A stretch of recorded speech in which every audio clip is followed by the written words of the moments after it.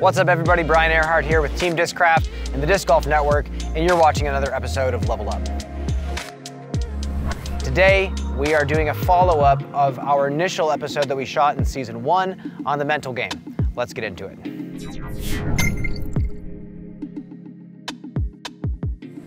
Before we jump into any fan-submitted questions about the mental game, I want to talk first about a hot-button topic in the disc golf world as of late, and that's the concept of the yips. And this is not something that is isolated in the disc golf world. This is something that we've been studying for the past 40 years in the sports psychology world. And essentially, the yips is where some of the most simple tasks in sport give a player extreme feelings of anxiety, and they can't consistently make this happen. In baseball, we've seen second basemen lose their ability completely to throw to first base, literally blowing the ball into the stands. In disc golf, a lot of times this happens on the putting green, where players within tap-in distance completely airball the basket and are left completely confused about what happened. It used to just be thought that the yips and messing up something very simple, very routinely, came from performance anxiety and just simply being afraid of failure. But now, some medical professionals are saying that in some rare conditions, there could be something called a focal dystonia that actually causes certain parts of the body to spasm when you're trying to execute something in the sport that you play. They even say that musicians can get something similar as well. The yips is not a one-size-fits-all deal, and I think it's very individualized to the player and what they have going on. But with that said, I believe that a lot of cases of the yips still are just from performance anxiety. And where does that come from? When you read what other sports psychologists have to say about this topic, a lot of times it comes down to the same thing.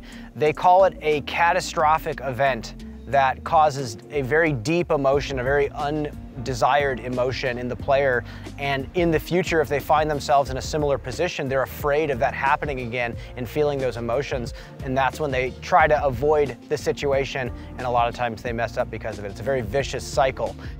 And by catastrophic event, it could be something where maybe you miss a tap-in from a very short range to lose a tournament. And then when you step up to something similar, you don't want to feel that again. So how do we work through the yips? Number one, do not believe that the yips can be 100% fixed by changing your mechanics. I've seen so many players just flood themselves with mechanical swing thoughts, and it ruins their ability to actually execute out on the course. Obviously, you're supposed to be in the present moment, and you're supposed to be only focused on executing the shot at hand. It's very difficult to do that when you have all those swing thoughts in your head. And then also, pair that with a player who has extreme performance anxiety that's uncontrollable during those situations, and you're setting yourself up for failure. The number two thing to focus on when you're trying to get rid of the yips is to notice the physiological feelings and sensations that happen when you start to get to those situations that give you the yips. A lot of times, from what I've heard from disc golfers, is very similar symptoms to like a panic attack. The vision gets blurry, the heart rate gets really high, the chest gets tight, the hands start to lose feeling, and obviously it makes it very difficult to execute even the easiest of shots. So with that, sports psychologists have gone as far as even saying, you can just give those emotions an identity and a separate name to make sure that you always detach your true self from those emotions. So the first thing to do is to give that an identity and then practice separating yourself and just observing the emotion from afar. The more you can detach yourself from those emotions, just let yourself feel them, the easier it's going to be to eventually break free from them in the future. I think a lot of times players have a problem with judging themselves based on these emotions, and eventually the hardest part of the yips is when it becomes a part of your identity. Maybe you have local players reaching out to you, trying to fix your technique and fix your form, and it gets really overwhelming, and you start to believe you are broken and you're not going to be able to get through this. So again, this is not you, this is your body just trying to protect you, and you don't need it to do that. So the more you can just separate those feelings from yourself and just observe when they come, the easier it's going to be to let go. for players who really feel like they've tried everything, but they can't break free and get to the next level, changing scenery can be a huge deal. And what I mean by that is just changing the way you approach that shot that gives you so much anxiety. Whether it's going from a staggered stance to a straddle on your putting, whether it's throwing a spin putt rather than a push putt. I've even seen players go as far as changing the hand that they putt their tap-ins with. Just something that fills their brain with a lot more visualization and is a little bit more challenging to execute. That can sometimes be enough.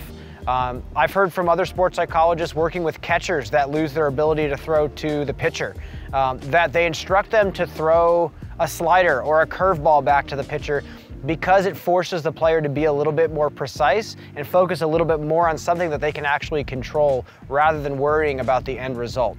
So something simple like that can also help, at least for the time being, as you work through this.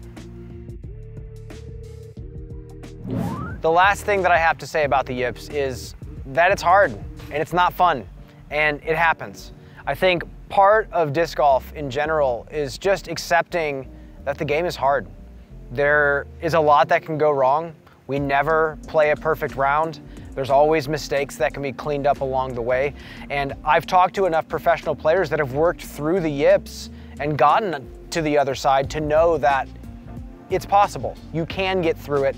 It just sometimes takes a lot of time and a lot of patience and a lot of acceptance to get there. So just go easy on yourself and understand that this game is not meant to be played perfectly. It's supposed to be played imperfectly. For this next segment, because we are here at the Discraft Great Lakes Open, we got to go around to a few different places and talk to some professional players about their thoughts on some fan-submitted questions. All right, I'm joined here in the Discraft Factory by Missy Gannon. Missy, thank you for being here. Couple of fan questions for you. When you're in a round and say you start rattling off birdies, how do you prevent yourself from waking up, so to speak, and realizing how good you're shooting? It takes a lot of focus. It takes focus on the shot in front of you, and we hear it all the time. Put all of your energy into each and every shot, but it's so true. I just had a missed putt, this past weekend from 15 feet. I don't miss those anymore. Like, it just doesn't happen. And, that's that's like right outside the bullseye. But it's because I already was thinking about the next tee shot and I hadn't finished that hole yet. And so it's so important to just focus as much of your attention and energy on each shot in front of you.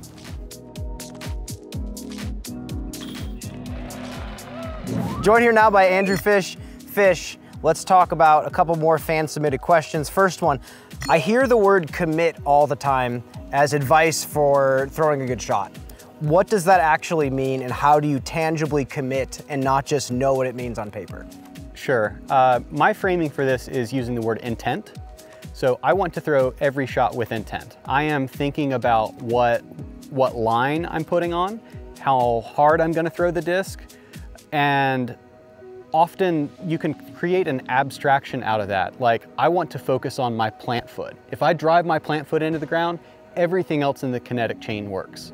There are other players who can just say, okay, I'm gonna throw it hard past the basket, and that works for them. That's committing to the shot. If you are tense, if you are nervous about the outcome of the shot, instead of thinking about the process that's getting you there and what a successful shot looks like, it's creating indecision. And it's difficult to resolve that without giving your body something to focus on. So I think committing to a shot, or for me, throwing a shot with intent, is finding something to focus on. And if I do that part, I succeed. Finding something to focus on that's not result oriented. Yeah, like, you can throw a good shot and it might not work. Just because that's the way disc golf is sometimes. You might not read the wind correctly. You might get a rotten roll. Who knows? But committing to each shot is about finding something specific that you can say, I did that right. And there's a level of acceptance that comes from knowing that a good shot made out of your hand might not be a good result. Yeah, and when you're in a good mental state, it's easy to accept those consequences. But when you're going bad, you're kind of like looking for reasons that the course is gonna give you a bad result. Thank you all so much for tuning in. I hope you at least gained a little bit more insight on some things you can start working on in your own mental game. And with that, if you want more content on this topic, make sure to watch this same episode on the Disc Golf Network.